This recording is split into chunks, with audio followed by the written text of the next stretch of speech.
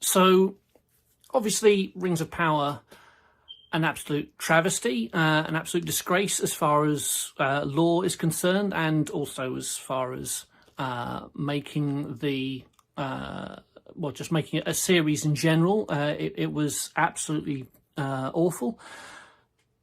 But it did get me thinking, is it possible to save it? And also, how could it have been done differently? So this video is two parts. The first is my thoughts on how you could come close to saving what has already been created, and therefore how Rings of Power could go forwards with the second, third, fourth, and fifth series to ideally fix things. And then also how I would have done it as a grand 5 series plan if I was setting out the story. Now, I should say with both of these, I've just been using the appendices from the Return of the King. So I've been using the what's it called, the Tale of Years, Appendix B from the Return of the King. Obviously part of the Lord of the Rings, but it's a smaller book, so it's easy to handle. So I've been using that, and a few references here and there for information around this to be slightly more specific on things, but basically it's all from here that I'm using this. So the first thing to say is that we need a retcon. At the end of Series 1, we have the 3 Elven Rings forged. And obviously the whole storyline of the world is going to pot. It's killing off the elves. The elves will become mortal rather than immortal, whatever it is. This whole line was formed around the forging of the 3 rings to end the first series. We need to retcon so that the 9 rings for men and the 7 rings for dwarves are also created. It can be done in a flashback scene. It can be done in a simple telling of what happened. You could do it as the intro to the series, like you had the intro for this first series and how things were going. But however you do it, you have to retcon this in. So the Rings of Power are created, and we can see some kind of interaction between Celebrimbor and Halbrand and was it Halbrand?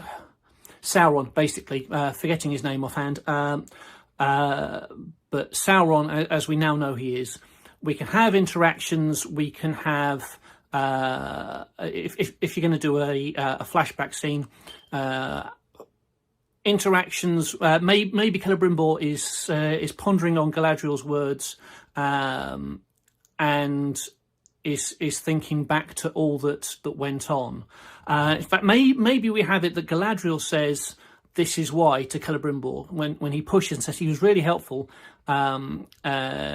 She feels she has to say, so she reveals this was Sauron, and you can't let him have the rings that you created in the run up to the 3 rings of power. And at which point you can have the flashback where there's the interactions between Sauron and Celebrimbor, discussions about ways in which you can create things that kind of are turning the power on themselves, hence where you get to initially a crown, and eventually you have the suggestion of rings, and maybe examples being made that eventually lead to 9 rings being created for men, and then 7 for dwarves. You don't obviously say that they're for the dwarves and for the and for men, but you can have these 16 rings being created. And at that point, if you have that in the first episode, first of all, you've retconned the idea that the 3 rings were made first, which is what you need to have to stick with the whole reason why rings were created. And you can also then have, well, okay, Celebrimbor says, I've got to put these into safekeeping, and he'll lock them away somewhere, dig a hole in the ground and bury them, whatever it is. So that's a retcon that has to happen. After that, we can then start to build from where we've been left off. Now, for starters, let's have a look at Numenor. See, Numenor's the one that screws things up the most, because they've effectively decided to ignore 3,000 years of Numenor's history to give us just the last few hundred years. That doesn't really work for telling the narrative according to the lore. So the next best thing that we can do is we can completely detach Numenor from what's going on in the rest of Middle-earth. So what we're going to do is we're going to have Queen Miriel gets back, and this is when Pharazôn makes his move and a civil war kicks off. And you have the Kingsmen under Pharazôn with the faithful under Miriel and Elendil. And what you can have is you can have something that is balanced, but with the faithful looking like they're going to win, looking like they've got the more men, the greater strength of arms, and it's all looking good. And you have this going all the way through to the end of season 2 in Numenor.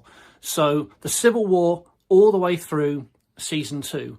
However, the twist will come because in season 3, the faithful realise what's going on in Middle-earth, which we'll come to in a minute. And they have to send people to Middle-earth. They have to send an army to Middle-earth to help the elves. So they go and they save the elves. They save Eriador from Sauron, and that takes you through the kind of the running of things in Numenor in season 3, with it ending in the fact that because you've got the army over in Middle-earth, you then have Pharazôn and the Kingsmen winning the civil war in Numenor. And then the very beginning of season 4, you then have our Pharazôn taking control.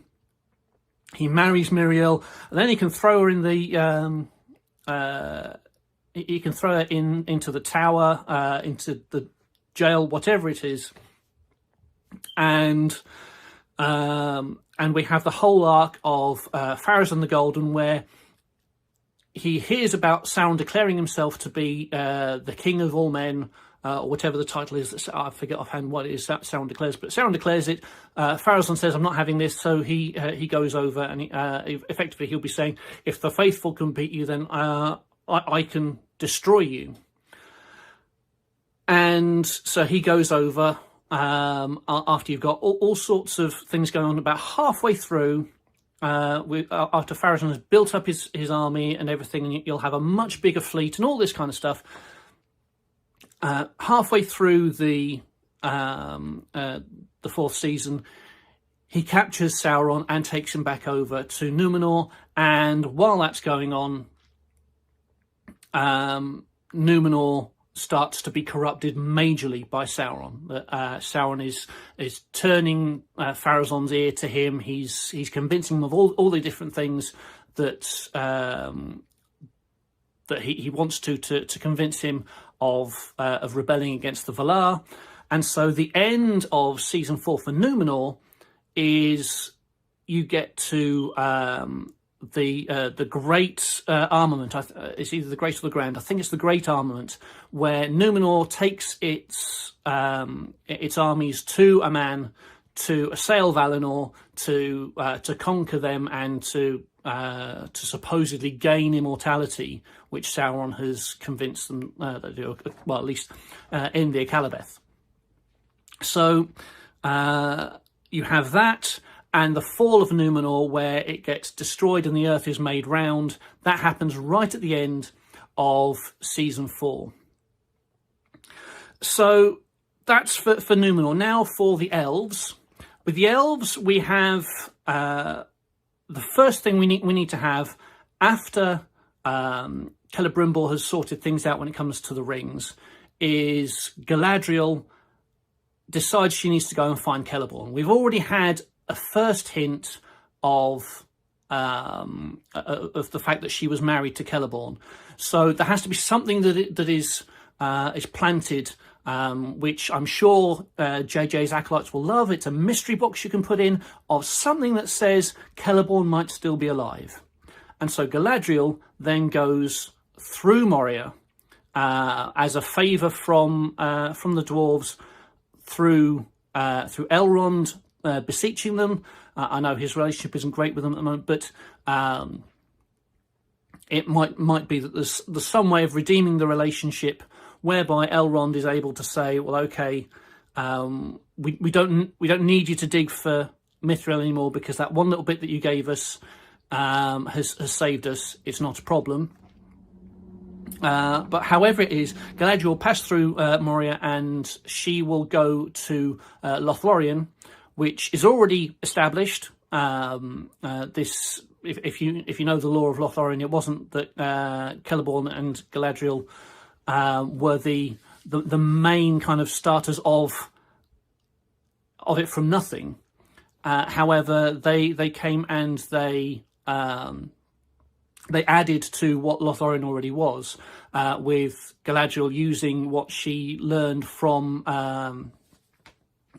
brain's failing me on the Maiar that she met in Doris. But anyway, the whole Melian, that's it, Melian's veil. She's learned from that from the first stage, so she then puts it into practice in Lothlorien.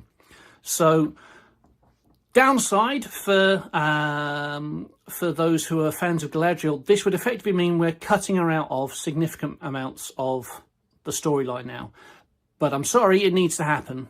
You can have little bits going on. Maybe you want to have some kind of thing where she's leading the armies of Lothlorien or something like that, if you're absolutely desperate. But basically, she has to go to Lothlorien because that's something that happens before Eregion is destroyed, because when Eregion is destroyed and Moria's gates close, that means they can't go through anymore. And the whole thing would say that she and Celeborn were supposed to go through Moria. Now, if it's only her, okay, it's not according to law, but given that it's already screwed up, it's the best that we can get. So we've got Galadriel finding Celeborn in Lorien, and it'll turn out that that's where he was. Maybe it's a case of he went off to war with the Sindarin elves from Doriath, and he was taken away by them first to what was known as I think it was just known as Lindon, but the very eastern side of Beleriand. And then as Beleriand was torn asunder, they went further afield, and they ended up passing over the Misty Mountains and into the Greenwood before them going down. So he's basically been with them, and because he's not known where Galadriel was, or maybe he's had some kind of amnesia, something like that. But something's happened which has meant that he's not been able to decide he's going to go and look for Galadriel. Maybe he assumes she was dead as well. But whatever it is, she goes, and then we have the start of the war. So we saw Sauron going into Mordor. So he now decides he wants the rings that were being made, and yes, he knows about the creation of the rings to a certain extent, in that he knew about making two. They were potentially going to be circlets or crowns or something like that. My guess would be they were likely to be crowns, because with what he was saying to Galadriel about you can be my queen, he was thinking, well, we're going to have these two crowns made, one for me and one for my queen, and go from there. But whatever it is, he knows that two things were being created. He didn't know about three. And so as soon as that happens, we then have Eregion being attacked, and the rings get sent around. So you get one sent to to Gil-galad, 1 sent to Círdan, so that's 2 to Lindon, and 1 gets sent. Maybe it's the final thing as Moria closes its gates and the dwarves shut themselves off from Eregion. 1 gets sent through by messenger, and it reaches Galadriel in Lothlorien.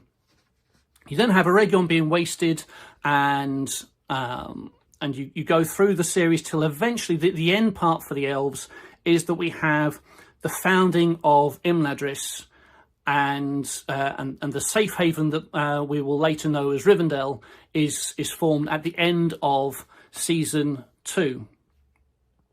Also, we see through season 2 there is Lindon under threat because Sauron is just conquering everything. He's going everywhere. The orcs are conquering all, and that's basically it for the elves for season 2.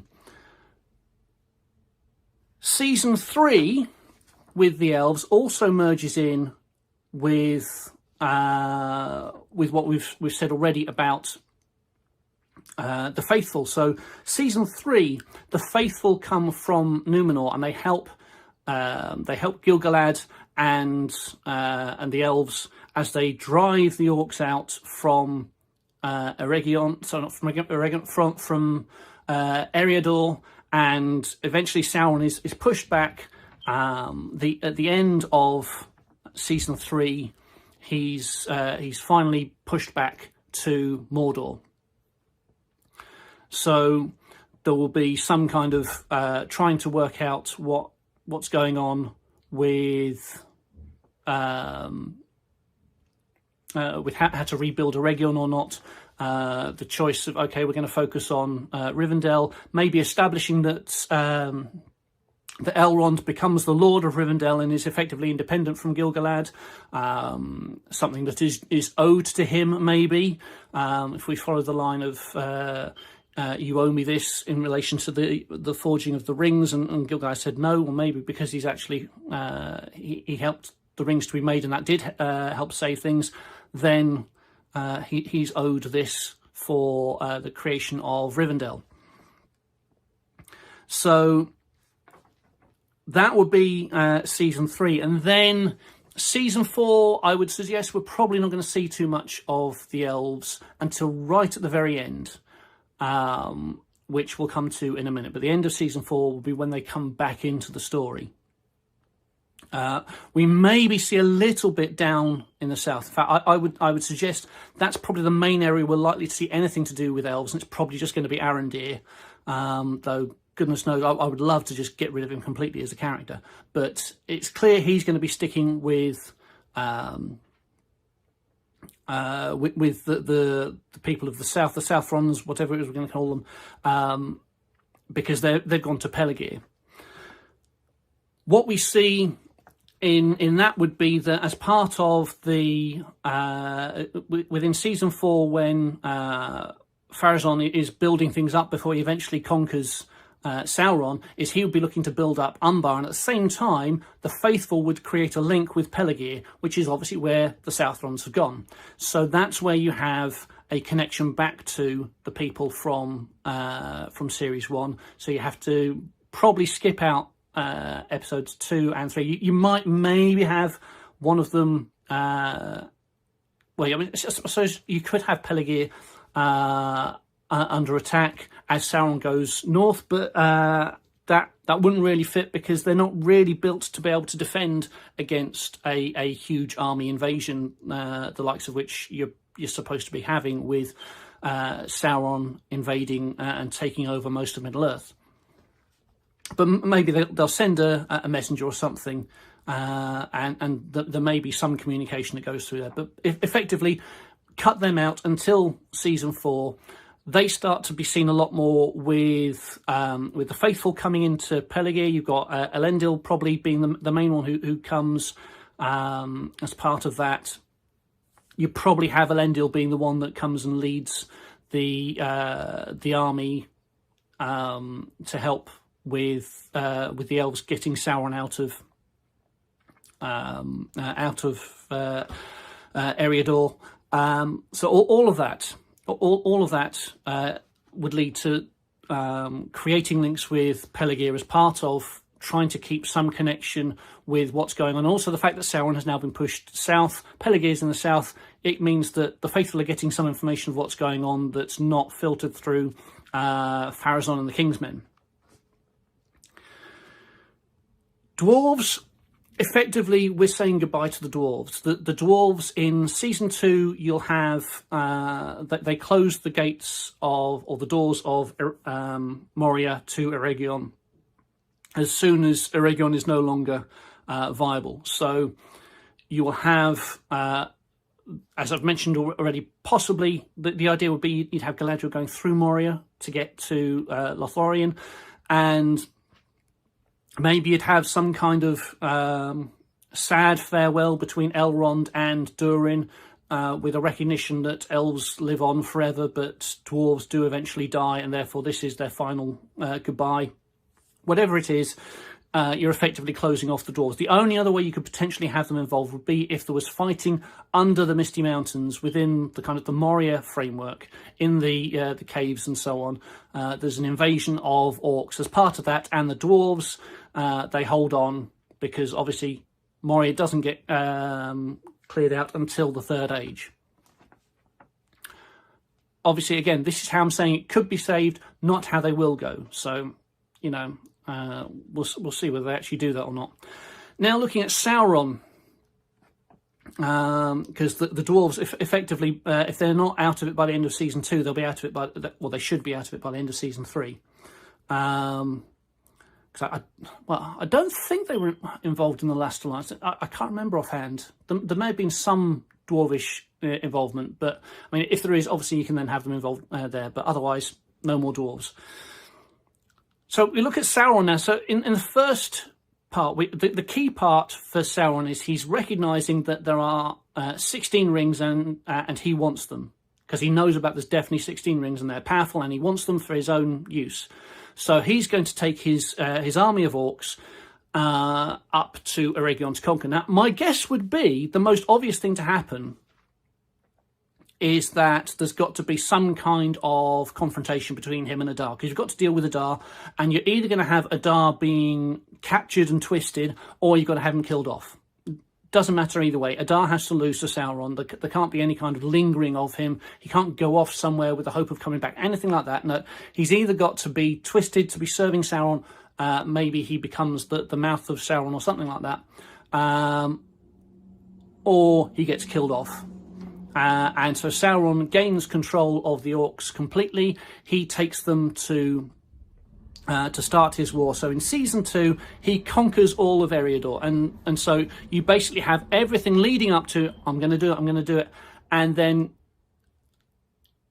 potentially you could have the very last bit of season 2 being, as well as the establishing of Imladris for the elves, you also have the first of the boats arriving from Numenor. So the faithful come and they push him back. So season 3, it's all about going backwards. That Sauron is basically trying to work out what's he going to do. So maybe season 3. I did originally think that we could start seeing the rings being handed out in season 2, but actually no. If we think about that, there are definitely 3 Numenorians that get them. Maybe there are some people who are easily swayed, or maybe because Sauron can still take on a fair form, he takes on a different appearance, and he gives the gift to 3 Numenorians so that they have the rings, and he goes around and gives rings to the dwarves, all whilst he's on his retreat. So the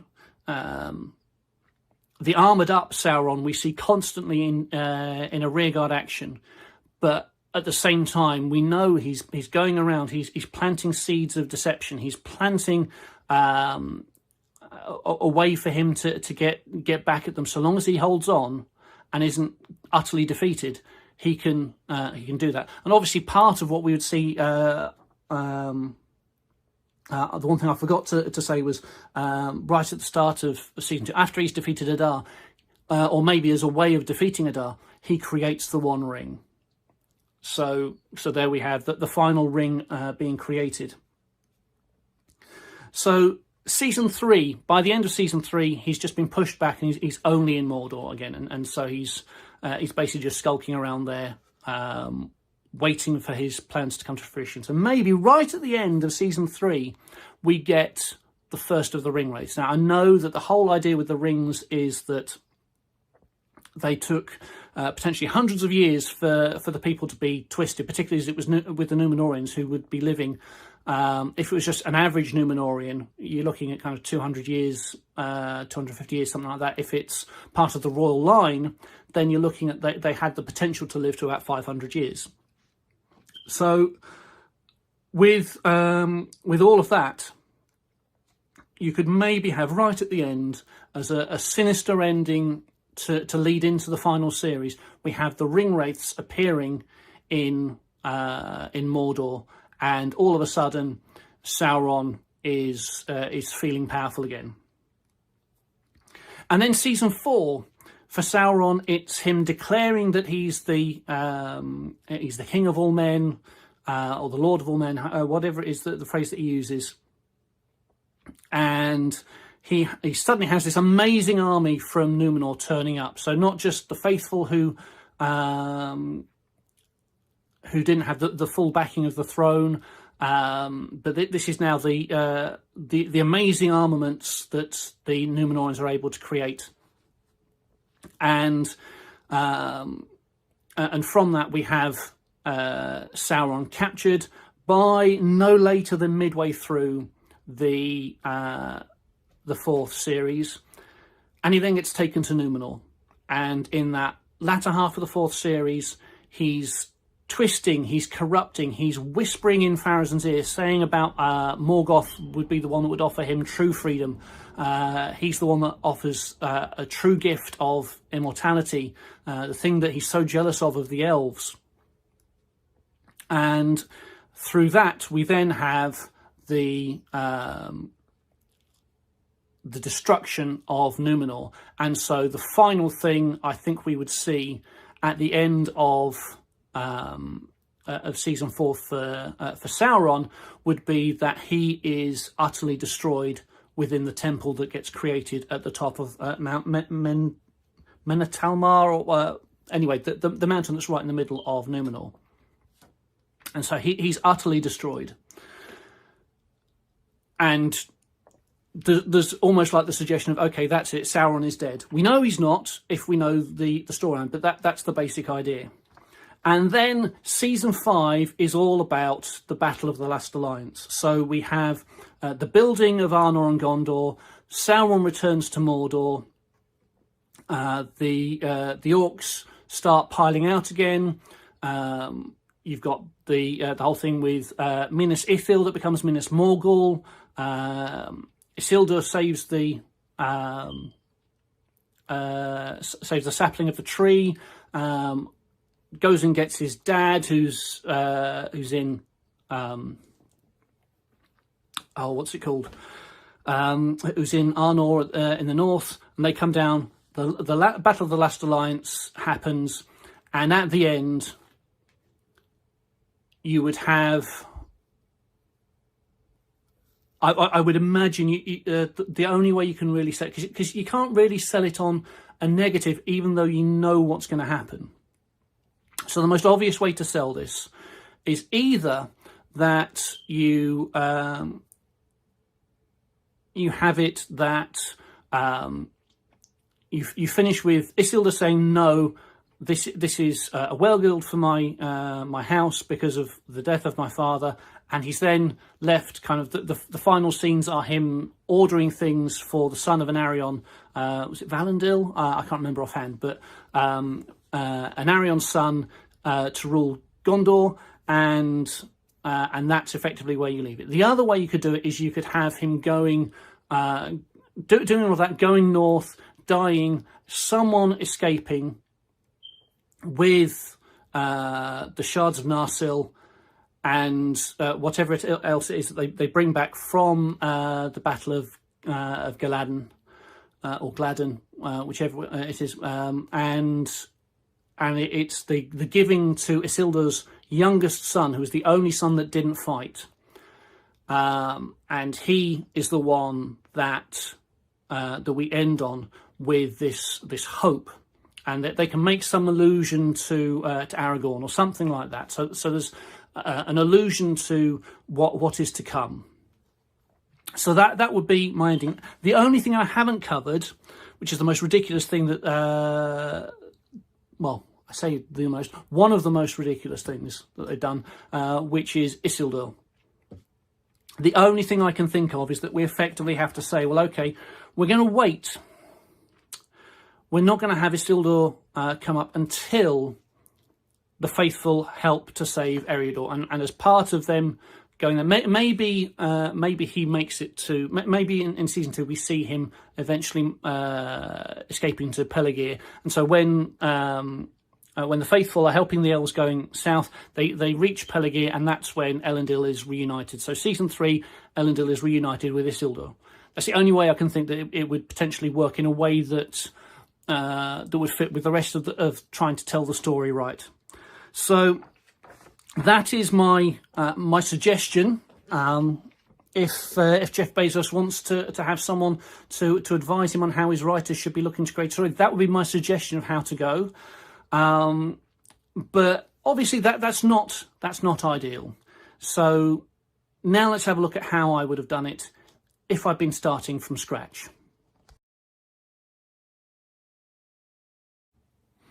Okay, so now my view on how it should have gone. So the first thing I think is I should say I've created this in 5 seasons, like Amazon have done, but I've split it into 10 episodes, not 8. So I don't know whether they had the limitation of 8 put on them, but I've gone for 10 just because it's an easier breakup of splitting things into 10 in my head anyway. So season 1 is your core setup point, and I'm actually going to be looking at finishing at the same point that Rings of Power does in its first season. I'm going to have the rings being forged as the end result, and I'm actually going to cover the entirety of the Second Age within these 5 seasons. So season 1, episode 1, we would have the establishing of Lindon. So effectively, we're left with the elves, well, the Noldor that aren't going to Valinor. They're left with the ruins of Beleriand in Lindon, and so they formed the new kingdom rather than it being a larger strip of land. It's now kind of either side of the Blue Mountains, not one side only. So you have the establishing of Lindon. Maybe you could even include Sauron having a pleading for being forgiven for his part in Morgoth's rebellion against Ilúvatar. But you don't need to have that. You then also have you'd be able to have engagement between the Edain and the elves, and the forming of Númenor. So you'd have this big dramatic visual piece of land being raised out of the sea as Númenor is formed, and you would then have the build up to the Edain, who will now be the Dunedain, leaving, and your end point in episode 1, as you're starting to build these initial characters, certainly on the elven side, but in general in the racial side with the Dunedain. Your final point is Elrond and Elros, twin brothers. They make their choice. One remains with the elves, and the other goes with men, with the Dunedain. And so there is a farewell between the twin brothers. Into episode 2, you have the Dunedain arriving and building in Numenor. So you'll see buildings starting to go up. You'll see them taking control of the land. You also see the dwarves of the Blue Mountains deciding that, or certainly a lot of them deciding that there's not enough to go on in the Blue Mountains, so they'll go to Moria. So we'll have an establishing of Moria starting to swell in numbers, and that doesn't need to be massive. I don't think there needs to be much in the way of engagement in Moria itself, but I think you'd have the dwarves probably speaking with the elves a little bit on their journeys, because obviously at that point you've got no Shire. There's not any real settlements there, so the only real engagement would be between elves and dwarves as they're passing. And there'll probably be at that point a little bit of a negative relationship, because bear in mind that there's a significant number of Sindarin elves who will remember that the elves from Nogrod, which was one of the two dwarven houses in the Blue Mountains, they destroyed Doriath. So there'll be a little bit of niggle there, but that will then lead up to what happens between Eregion and Moria. So you have the dwarves going to Moria, and then you'll also finish episode 2 with the end of the life of Elros. He will hand over to his son, who will then also hand over to his son, which establishes the initial mentality of the Numenorians as I hand over my to my son, so that they are still full of life and energy to be able to go on, rather than it being old man holds on to hands over to old man, hands over to old man. So that there's a relinquishing of power rather than a holding on, which obviously is a transition to, you see the transition as it goes through for the next few series, where they change to holding on to power. Episode 3, we see Sauron stirring. I would say, if we've had the bit at the start where Sauron has pled for being forgiven, you'd have the same looking character. So not, I would say not looking terrible as he does all armoured up, as we see at the start of the Fellowship of the Ring film, but rather something looked quite terrible unarmoured, that has switched from being a crying kind of pleading character to being one that is seeking vengeance. That arising would happen, and then in Numenor we would also see the rise of Tar Elendil. I think I'm right saying that was the third crowned king. I may be wrong. He may be a couple of ones down, but either way, Tar Elendil and the start of building ships in Numenor. So the start of the idea that the Numenorians are going to be great shipbuilders, great sailors and explorers. So with all of that, that's episode 3. Episode 4, we see the first Numenorian ships starting to arrive in Middle-earth, particularly with them building the relationships with elves, but we'll see bits of them going around the coastal regions. There'll be lots of exploration. You'll be able to have those racially diverse moments, because they'll go further down south, further south than we even see in any of the books, because obviously in a ship you're able to travel that much further and so on. And because the Numenorians live that much longer, they're able to kind of carry on going a lot longer without it seeming to affect their lives quite as much for how long they're away. So episode 4, it's effectively saying, look at how the Numenorians start exploring Middle-earth, particularly with the fact that you've got this limitation on where they can go. You could even have them going as far west as they could, which is basically they cannot. I think I'm right saying they cannot see. They cannot go further than well, they can't go to the point where they can no longer see Numenor when they look behind. But effectively, the whole ban of the Valar, you explore that, and then this is the reason why they start going around.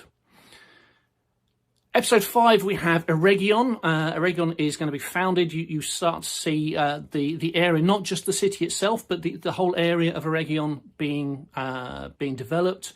You'll see, obviously, Celebrimbor being a key figure in this episode. He's probably been mentioned a few times already in previous bits, but this is where he comes to the fore. We'll also see his development of the relationship between him and the dwarves as he starts to get them involved in the smithing side of things.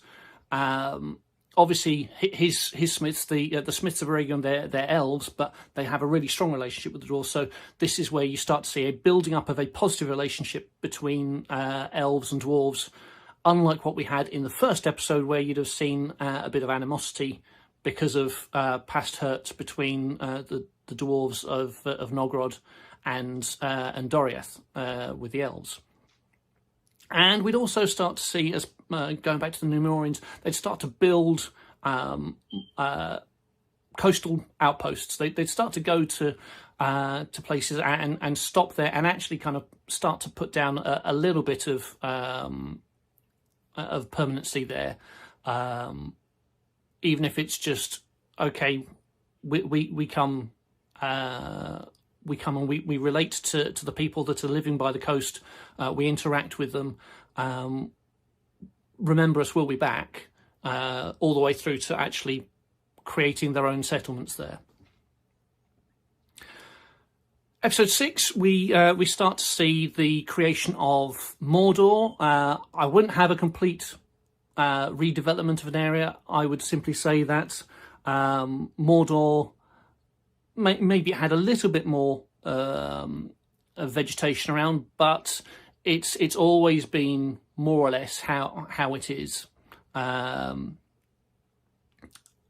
it's just the impact of Mount Doom that then turns it that much worse. So it'll be a fairly desolate place, but within this, Sauron starts to bring orcs together and other evil creatures. And on top of that, he starts to build Barad-dûr. So it's a starting process for his own building. So it's a Sauron-focused, Mordor-focused episode, establishing all that's going on in Mordor. There could even be some elements of working out why it is that Sauron chose Mordor as opposed to anywhere else. And so there's a reference to the fact he's got the mountains encircling it and defending it and so on. Episode 7, we have the story of Tar Aldarrion. So we continue to move through the kings of Numenor. There's no real long-term consistency in this whole series with all of this.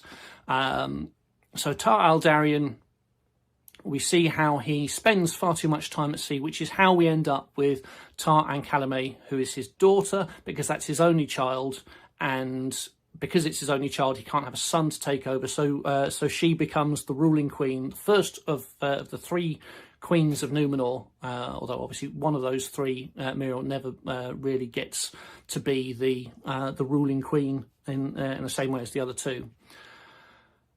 So there's that story of how the king who enjoyed going to sea, was in love with the sea, loved going over to see different parts of the world.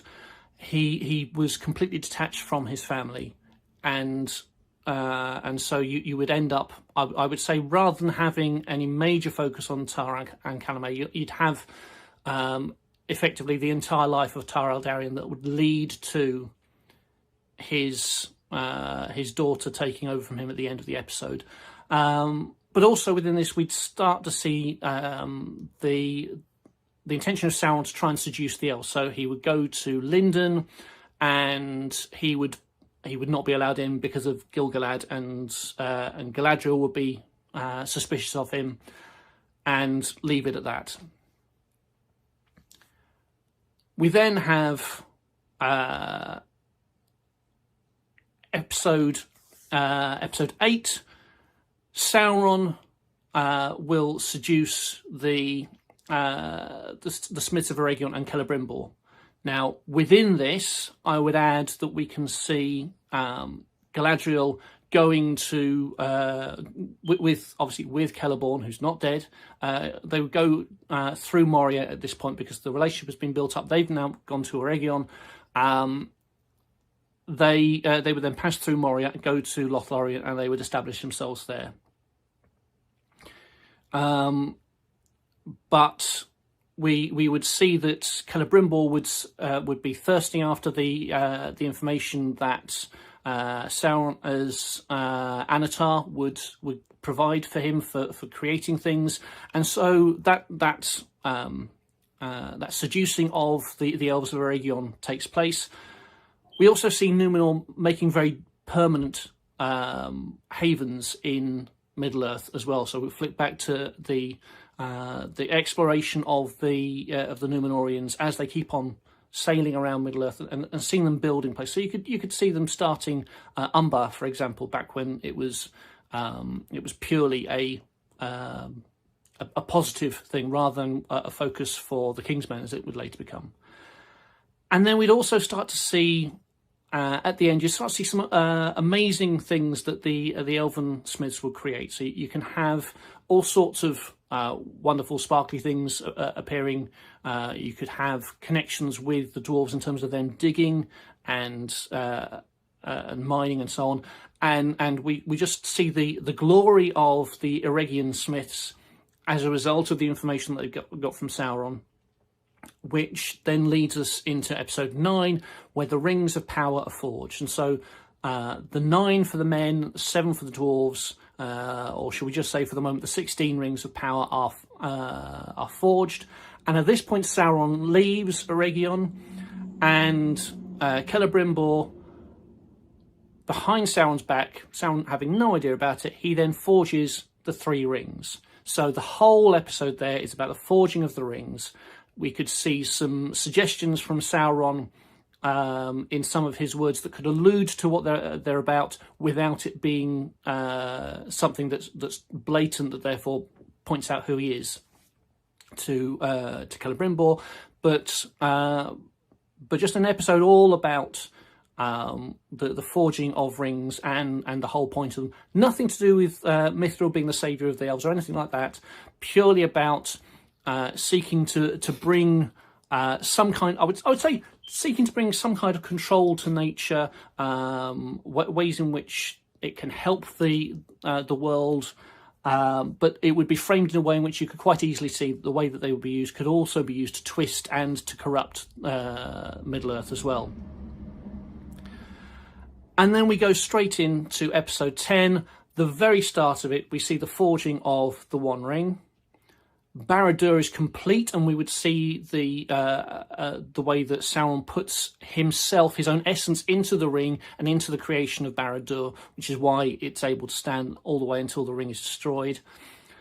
And right at the very end, the cliffhanger at the end of season 1, Celebrimbor puts on the 3 elven rings and marvels at them, and then realizes what he has done. He realizes Sauron has created the One Ring. He realizes that Anatar, the Lord of Gifts, was actually Sauron. And effectively, the final scene we would have is you go back to Mordor and you see the swelling of orc numbers as they get ready for war. So that's season 1. Far more detail in that, I think, mainly because of the fact that Rings of Power already exist, so it's a lot easier to formulate visually in my head. So we'll probably rush through this a whole lot quicker now. Season 2, episode 1, the war in Eriador properly begins. You'd have little forays and things like that. And because of this, Celebrimbor realises the problem, so he contacts Gil-galad in Lindon. And as a result of that communication, the 3 rings are hidden. So Galadriel is sent sent her ring, and the other 2 are sent to Lindon for Gil-galad and for Círdan. Episode 2, Sauron actually invades Eriador. So he goes into the northern area. He takes on the elves properly in battle, so not just kind of skirmishes happening and rumours of war. This is full-blown invasion that happens, and that takes the whole of the episode. Basically, you'd have lots of potential battle scenes. You'd also have the idea of people wondering how we're going to deal with this. We need to raise an army, raise warriors, and so on. All that kind of stuff. And that would then follow through into episode 3, which would end up with Gil-galad sending Elrond to Eregion. Episode 4, the war continues again, and you would end episode 4 by Eregion being effectively the city of Eregion being put under siege, so that in episode 5 we have the final destruction of the city of Eregion and the entire area being laid waste, and Celebrimbor being tortured to find out where he's hidden the 16 rings of power, the ones that Sauron is most desirous of, because that's the whole reason why he created them, is for giving them to other races to control them. And he's tortured, and eventually you have him being killed. If I remember rightly, it's something like he was basically put on a post or something and was just peppered with arrows. So you could end up with that similar kind of scene to how I think it was the Last Kingdom, when they had in their first episode the death of one of the Anglo-Saxon kings. But yeah, it's that basic idea of we're showing the complete decimation, really, of Celebrimbor, the one who had sought to do so much and yet has been brought low by his own idea of kind of building up a legacy for himself to match that of his grandfather. Episode 6, we see the state that Eregion is left in. It's completely and utterly destroyed, and as part of that we would see the gates of Moria being closed. So the dwarves recognise that there's a problem. They've probably got orcs starting to encroach upon their lands, so they close the gates, and at that point it's clear that the dwarves are no longer a part of things. You then move into episode 7. We start to see the retreat of the elves. So Elrond would now be the lead man since the death of Celebrimbor. So he'd be gathering as many of the Noldor as possible together. He'd be drawing them together, and they'd be starting to search for a refuge. So that would essentially be the main focus of the episode. You're starting to look for where can they go, where can they be safe. Episode 8, this continues, and they finally find the Hidden Valley, and they're able to get there. And then episode 9, it's all about the founding of Imladris, and all of the elves being brought into this new refuge that we will know obviously later on as Rivendell. And then finally, episode 10, end of season 2. You would have Sauron completely overrunning Eriador. He's in complete control, and he's threatening Lindon. Lindon is under siege, but Sauron doesn't yet want to go in there. He's still searching for where the other elves have gone to in Imladris, but he can't find them, and you could potentially have them effectively laying siege at the doors of Moria as well, but obviously can't get through. And the final bit, you would see the cliffhanger. You would see some boats on the horizon. These are the boats of the Númenóreans, because one thing that you would probably need to fit in at some point in this, possibly right at the very start, and have it simply as a little nugget right at the start of the season, either episode 1 or episode 2, is you would have people from Númenor who come by boat. They're told by Gil-galad this is a problem, and so finally they come in, and it looks like there is hope for the elves. Season 3, Númenor has a grand army arriving. The great army is sent to help the the elves. It lands, and with Tar Minister as the king of Numenor coming with his army, it deals Sauron his first loss. That's the end of your first episode. Moves straight into the second episode, and the elves and men have to decide the future of things. They've got to work out where they're going to go, but they continue to have victory after victory as Sauron is pushed back. And I would suggest at this point we probably want to have the reconnection with Elrond and Gil-galad as they've taken that much of Eriador to begin with. Episode 3, Sauron is finally pushed out, and he basically returns to Mordor and just kind of fortifies himself there. Episode 4, Numenor now starts to build permanent, not just outposts but bases. We're talking about kind of fortresses, kind of thing. So they recognise that there's a threat. They're starting to create places which could cope with an attack. So obviously building up walls and things like that. And whilst this is going on, we also have the start of the giving out of the rings. So I would say here, very definitely we could give out the 9 rings, because you've now got permanently based Numenorians in Middle Earth. You can probably also include the going around and offering rings somewhere within this, or indeed you could include this as part of the I would say potentially part of the first episode of season 3, where Sauron is still in power before he has his first defeat. So he's gone round to, at the very least, to Moria and offered them a ring as part of the being held siege. Episode 5, Sauron then does his kind of reaching out to the east, and I would suggest also to the south. So Harad and Rhûn being his main areas, but also you can go to Khand and anywhere else that's effectively outside of the main area that we know of Middle Earth.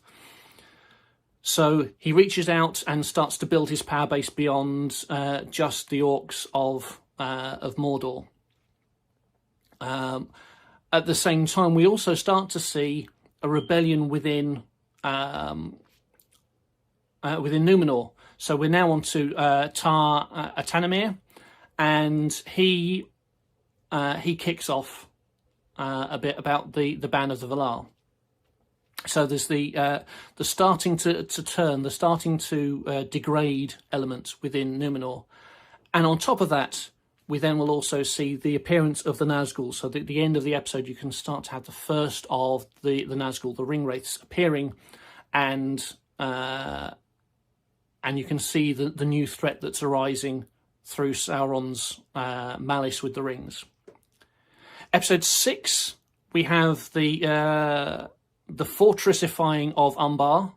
So it's built into a massive fortress, clearly as a potential staging post if needs be for war. We'd also have focusing back on the elves in Eregion. Are they going to look to rebuild? Instead, they say no, we can't do anything about it. So anyone that may have been left, they'll either go to Rivendell or to Lindon. And then also include, as part of this, you'd have more of Sauron's expansion to the east and to the south. So you could potentially have his expansion to the east in episode 5, his expansion to the south in episode 6. But either way, more of how he's growing and developing and building up his power base. Episode 7, we would include the rise of the faithful. The point at which you have the Lords of the Adonai going back to Taran Elendil and his eldest child being a daughter, and because she couldn't inherit because Elendil had a son as well, she gets married, and her son has the title of Lord of the Adonai, and his descendants go all the way through to Elendil, Isildur and Arion and so on. And what we have at this point is there is a very clear distinction between the faithful and the Kingsmen. There's this delineation between the two now of the two different power bases that are formed. One that's in favour of the elves, and the other that is against the involvement with the elves. And as part of that, you would then also see Pelargir being built. This haven for the faithful is built as part of their travels to Middle Earth, because Umbar now becomes this hub, this home for the Kingsmen. Episode 8, we see Adunakor, I believe is how you pronounce it, and his rebellion. How he decides that rather than taking on the elven tongue of Tar, whatever it would be, I can't remember what was. He takes it on in the Adunyak, and therefore is Adunakor. So he changes the language that they use. Again, a break from the Valar, a break from a man, a break from the elves, and we start to see that the rebellion in Numenor gets worse. So you'll start to see a persecution to a certain extent of the faithful as things get bad, and also a persecution of the elves that come to visit. So you'll get to the point where the elves decide they're not going to go there anymore because they're treated so badly. Episode 9, we then have a very political framing one. We have I've called it the Plan of the Faithful. So there is no information to suggest one way or the other on this, but effectively we'd be framing it that Inzelbeth, who would become queen, married to the king, but also would be mother to the future king Tar Palantir. Effectively, they're saying that they'd be having an episode of grooming Inzelbeth for being queen, so that there's an attempt to return the crown, return the ruling king or queen, whichever it would be, of Numenor, to being faithful to the Valar, faithful to the One, Eru, and so on. So they'd be creating relationship between Inzelbeth and her future husband. Effectively, it's political machinations that you might expect in something like Game of Thrones, where you had different people trying to marry into the different claims for kingship to try and position themselves as a family. But in this case, it wouldn't be about I want to position my family. It's about I want to I want to bring about a change in the monarchy. So that's all that episode 9 is about. And then in episode 10, you have the reign of Gimmelzor, who is married to Inzelbeth, and you effectively have the raising of their son, who would be Tar Palantir. So seeing how she is she's seeking to raise him in a way which is different from how things are going, returning him to the old ways, to the ways of following the Valar. And so right at the end, you have Tar Palantir taking the throne. And it looks like the faithful have done it. The faithful have finally won. And so when we move into season 4, Tar Palantir now is trying to work out how he's going to do that. He's been raised properly. He knows what things are all about, and he's working it all out. And it comes to the end where he makes a public statement of repentance for all the things that have happened. Episode 2, we then see there's disagreement, and that this leads to conflict. You have the Kingsmen who are no longer backing the king, but are rather with Tar Palantir's is his brother or his cousin? It's his brother. I think it's his brother, who will be the father of Ar-Pharazôn. And so a civil war breaks out within Numenor. And when I say civil war, I'm not talking about out-and-out violence right from the very start. You could have little fights in taverns and things like that. Effectively, Kingsmen and the faithful walk into the same place, and if the faithful don't leave, the Kingsmen will attack them. So that kind of thing starts to build up. Episode 3, Tar Palantir seeks to hold Numenor together. And he's also seeking to have an heir. So it will be the search for a wife for Tar Palantir. And the end will be Míriel is born, and you can say at the very least, okay, he has an heir. He has the potential. That is establishing his future descendants through a child. But you could also then, as part of that, also include the death of his wife in some way, whether it's through she was poisoned during her pregnancy or something. I can't remember anything being mentioned specifically within the books. I'd have to go back. But even though I don't think it's out of place to adapt it in that way, so that that's the end of his chance for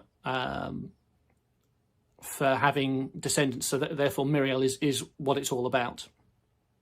Episode 4, Míriel is then raised as faithful. She'll spend a lot of time with Elendil and go to the Lords of the Anadai in their area and be raised right. So she knows exactly what she's supposed to be focusing on.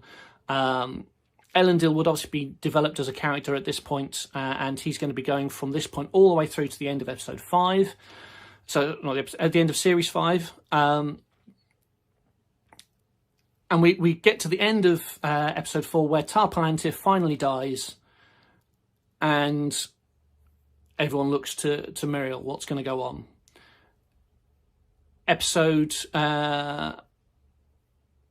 Sorry, that was episode 4. So episode 5, Míriel tries to reign, and you see the culmination of the civil war where Ar-Pharazôn eventually seizes the throne from her. He seizes the scepter. He takes power, and he forces her to marry him, and that's the end of the season with Pharazôn sitting on the throne. The end of the episode. Episode 6, Ar-Pharazôn establishes his rule, strengthens his position, and as he's raising himself up, we then have the end being all around Sauron declaring himself to be king of men. That he hears that this has been declared by Sauron, and he says, "No, I'm gonna go and deal with this upstart. How dare he? I am the king of men." Episode 7, Numenor prepares for war. The elves consider the outcome, so that they would still be getting some messages from the faithful, and they would be wondering what on earth's going to happen. Could this be a good thing? Could this be the final defeat of Sauron, or could this be something that actually ends up being far worse? And then the very end of the episode, Ar-Pharazôn lands in Umbar, so he gets to Umbar with his army and his fleet.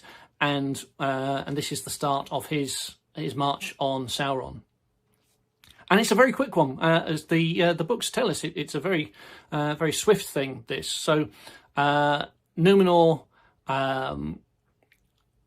is it wins very easily. Sauron effectively gives up. He begs for mercy, and he's captured and he's taken to Numenor. And so you'd have a few battles as the troops march through. You'd eventually get to I would say the Black Gate, and Sauron comes through the Black Gate as Annatar, or maybe even the image that we saw of him at the start, if he did his apology to the Valar. That he would not be this massive armoured figure, but he would be a very weak-looking figure who they don't take as a serious threat, so they think, okay, we can chain him up and deal with him that way. And then we get into episode 9, and we have Ar-Pharazôn going and talking with Sauron in jail. You could even have it happening on the way from Middle-earth to Numenor in the previous episode. If you have it, there's a few conversations taking place on the ship, and then you end the episode with Sauron being put in jail on Numenor, Then in episode 9, you have Ar-Pharazôn going back and having those conversations, and through having those conversations, he's being corrupted into thinking that the Valar are evil and that he should really be worshipping Morgoth. He then is able to start corrupting the people of Númenor.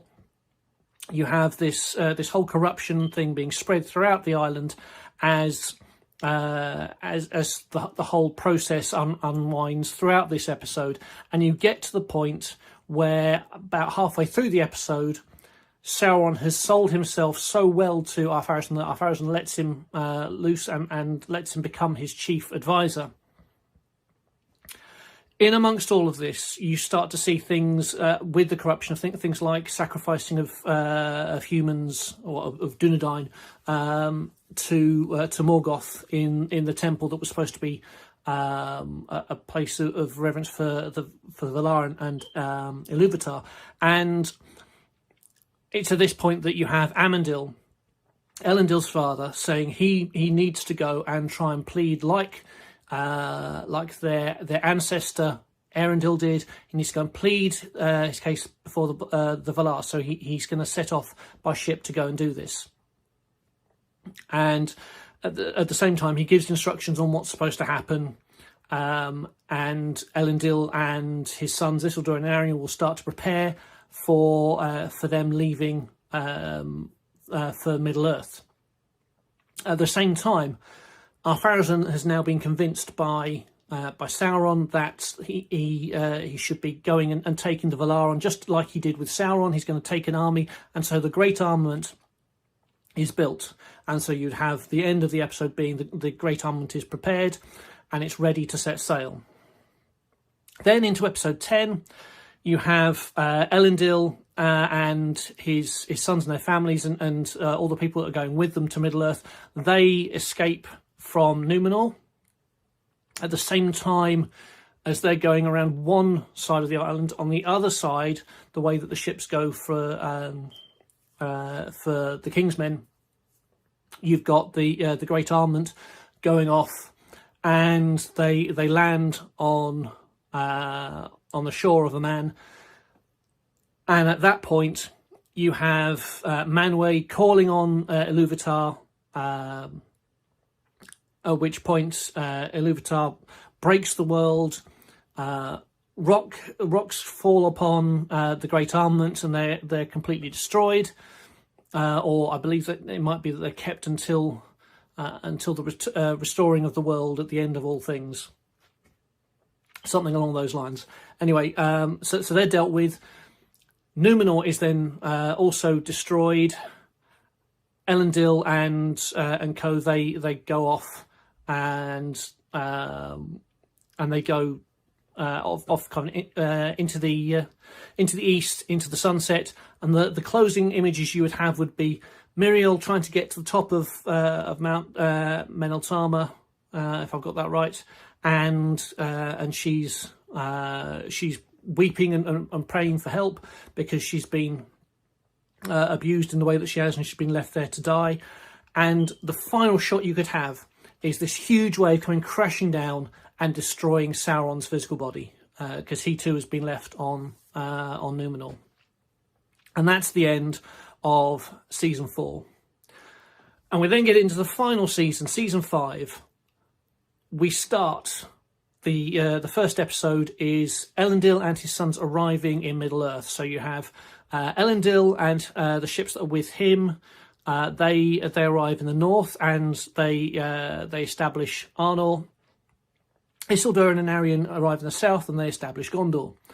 At the same time, Elendil will establish connections with Gil-galad and Elrond, telling them what's gone on. And Isildur and Anarion will establish connections with those who are down south. I can't remember whether Dol Amroth has elven or half-elven folk there at the time, but whoever's in the southern area near Gondor, they would establish connections there as well. So that's the starting of the building of things like you could have the White Tower of what we would later know as Minas Tirith, but is at the time known as Minas Anor. You can have that as kind of the final shot that you see. Okay, this is Gondor being established. You then you then go into episode 2. Arnor and Gondor, the northern and southern kingdoms, they establish contact. They actually connect with each other because, of course, Elendil has been separated from his sons, so it may be that he doesn't know that they're alive. And then maybe ships are going up and down the coast, or maybe there's connections between elves or something like that. Some kind of communication is held that makes them realise, okay, we need to meet up. They meet up. The Palantir are split up, so that from now on they're able to actually communicate with each other through the Palantir, and not needing to travel all the distance between the two kingdoms. And then finally, the final part of this episode, we have Sauron coming back. He's now looking dreadful beyond imagination. I would suggest you probably want to have him looking so disfigured and distorted a figure that the only way that he can present himself is inside the armour that we see him in at the start of the Fellowship of the Ring film. So the episode ends with Sauron returning and taking on a physical form again, but this time his terrible form, which includes the armour. Then into episode 3, he starts his attack on Gondor. Minas Ithil falls, and everything's looking pretty bad. The last thing you probably see is Isildur running or trying to escape from something, some part of the attack. You go into episode 4.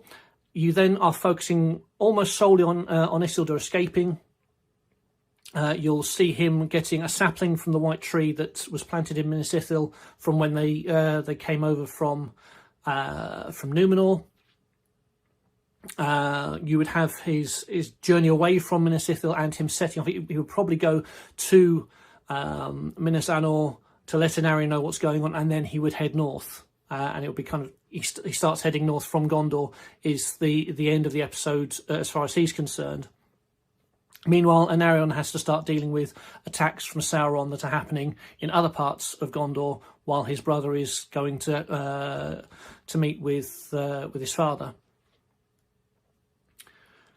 Into episode 5, Isildur heads north. It's basically a road trip episode. We have Isildur travelling north. It could well be that he meets up with Galadriel and Celeborn. It could be that he interacts with some of the elves from Greenwood the Great. It might be that he interacts with some dwarves on the way. Whatever it is, you've got all these different things that could be going until he eventually crosses over the Misty Mountains and arrives at Imladris, or Rivendell. And that's the end of episode 5. Into episode 6, Isildur goes from Imladris, and he meets with Elendil, and he tells him what's gone on. And then they both go on from, I would imagine, from Anúminas would be where he would meet Elendil, and they go on to Lindon, and they plead their case with Gil-galad, and the whole focus of this is the culmination of the episode comes to the last alliance being formed. A pact is made between Elendil and Gil-galad, and they say, we will deal with Sauron. We then move into episode 7. Gil-galad and Elendil go to Imladris. You could have, as a setup for what is to come, Isildur leaving his youngest son, who's not able to go off to war, with his mother, and the rest of his sons going with him, and they gather their forces together and they set off from Imladris. And they head south. That would be the end of the episode. In between, you would also have Sauron continuing his attacks. Maybe you'd start to see more and more incursions, more and more trouble with the borders of Gondor as Sauron's attacks continue and increase in ferocity. We then have episode 8, The Last Alliance finally arrives in Gondor. We have that as the starting point. They unite with Anarion, and they then start on their way towards the battle. And then the last two episodes, they are the Battle of the Last Alliance, the two-parter.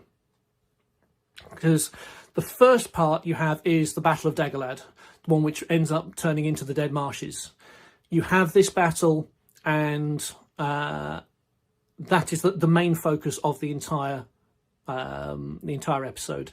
So you have the Battle of Dagorlad that leads to, right at the end of the episode, they start the Siege of Barad-dûr. And the Siege of Barad-dûr you can have going on throughout the whole almost the whole of the next episode. You finally have the final battle, and what you can have is that there's two options. You can either end with it being that you have the chopping off of the ring and claiming it, and that is the end, or you can have the whole Gladden Fields fiasco, and I believe this is effectively what I've suggested for the way to end Series 5 in the way to fix things.